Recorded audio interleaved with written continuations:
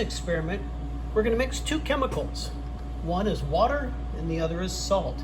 Now our water is solid, and so is our salt, of course. But we're going to add the salt to this solid water and see what happens. What do you think will happen? Right now the water is solid, and its temperature is about 3 degrees Celsius. 3.2 degrees Celsius. So 0 degrees is freezing. So it's very close to freezing right now. But what's going to happen to that, to its temperature and to the ice, when I add some salt to it? Let's find out.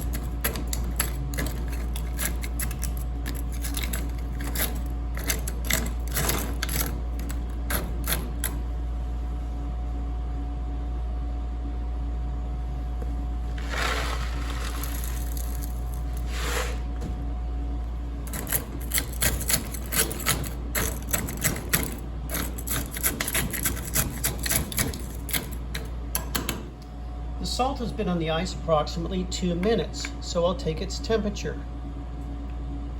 And you'll notice that it's almost -11. It got colder. The salt made the water colder. So we started out at 3.2 degrees Celsius, 3 2/10. After 2 minutes, the temperature was -10.8. Now at 3 minutes, it's -12 and 9/10, almost -13 degrees Celsius. At 4 minutes, it's actually warming up a little bit. It's about -10, -9 and 8/10 degrees Celsius. But something else is happening that's kind of interesting. Even though it's getting colder, it's starting to melt. You may see that there's some liquid in the bottom there. Can you see that liquid slushing around? The ice is melting and getting colder. And something else that's interesting is happening. Ice is forming on the outside of this. There's frost on the outside. And you can see I can peel away that ice, that frost. So the ice in the beaker is getting colder, but it's melting.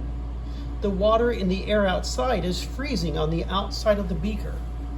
How would you explain that? How can it melt and get colder at the same time?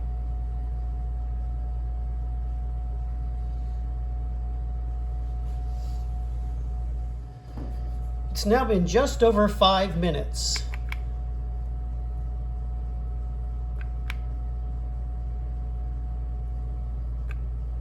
And the temperature is -7 degrees Celsius.